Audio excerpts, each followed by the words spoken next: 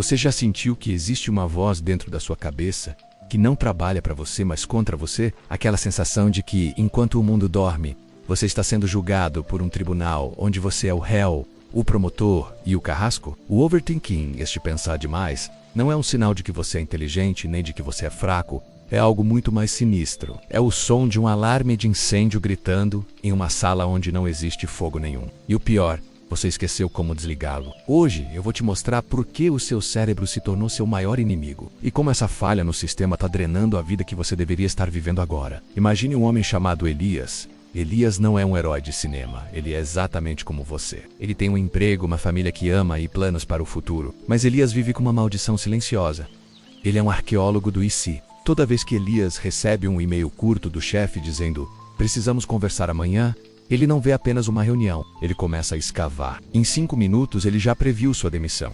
Em 10 minutos ele visualizou a conta bancária zerada. Em 1 hora ele está sentado no chão da sala, sentindo o cheiro do fracasso, ouvindo o choro de uma decepção que ainda nem aconteceu. Elias se lembra de uma noite específica, uma terça-feira comum, onde o silêncio da casa era tão alto que machucava. Ele estava deitado ao lado da esposa, mas estava a quilômetros de distância, perdido em uma conversa que teve há 3 anos com um amigo que ele achava que tinha ofendido. Ele reescrevia as frases na mente, buscava sinais na memória do rosto do amigo, tentava decifrar o tom de voz de uma lembrança que já deveria ter virado pó.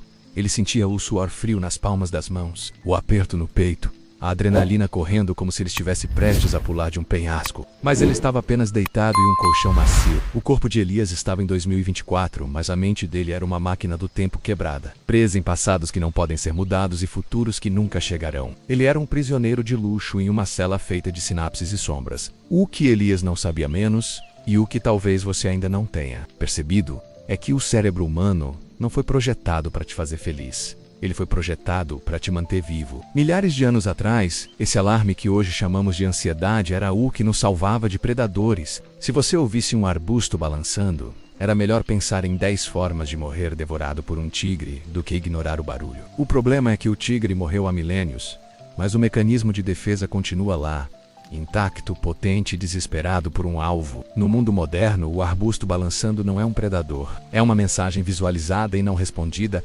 É um olhar torto no elevador, é a incerteza sobre o aluguel do mês que vem. Nós vivemos em uma era de excesso de informação, onde o nosso cérebro recebe em um dia o que nossos ancestrais recebiam em 1 ano. Imagine conectar uma lâmpada de 110 volts diretamente em uma turbina de Itaipu. O que acontece? A lâmpada explode. O seu overthinking é exatamente essa explosão. É o resultado de um sistema biológico perfeito operando em um ambiente imperfeito. Nós transformamos a nossa capacidade de prever o futuro em uma arma de tortura. O psicólogo clínico Dr. Jordan Peterson costuma dizer que se você não consegue controlar seus pensamentos, você não é o mestre da sua própria casa, mas um hóspede indesejado em um lugar governado pelo caos. E é exatamente assim que nos sentimos. Hóspedes de um monstro que nós mesmos alimentamos com cada porquê e cada talvez. O cérebro entra em um ciclo chamado alça de feedback do inferno. Você pensa em algo ruim, isso gera uma emoção negativa. Essa emoção sinaliza ao cérebro que há um perigo real. E o cérebro, para te ajudar, envia mais 10 pensamentos terríveis para te preparar. É uma espiral descendente onde a lógica morre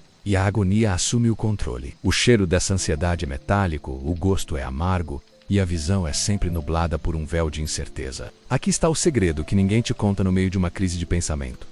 O seu cérebro está mentindo para você. Ele não está tentando resolver o problema. Ele está tentando resolver a sensação do problema através do controle. Mas o controle é uma ilusão. Nós pensamos demais porque acreditamos que, se sofrermos o suficiente por antecipação, o golpe real doerá menos. É um contrato de seguro emocional estúpido onde pagamos prestações caríssimas de dor por um acidente que provavelmente nunca vai acontecer. O overthinking é na verdade um alarme quebrado. Imagine que você tem um alarme de carro que dispara toda vez que uma folha cai no capô. No começo você corre para ver o que é.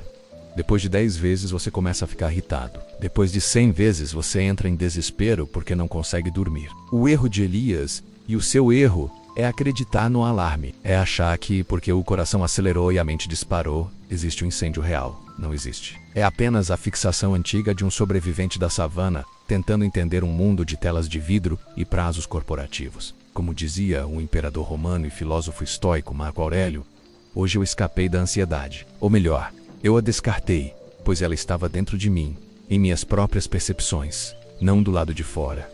A percepção é a chave da cela. O mundo não mudou. O que mudou foi o volume do seu rádio interno. Elias só conseguiu quebrar o ciclo quando parou de lutar contra os pensamentos e começou a observá-los como quem observa a chuva através de uma janela. Ele entendeu que ele não era os seus pensamentos. Ele era o espaço onde os pensamentos aconteciam. Naquela terça-feira de insônia, ele respirou fundo, sentiu o ar entrando nos pulmões e disse para si mesmo, em voz baixa: "Isso é apenas o meu alarme quebrado. Obrigado por tentar me proteger.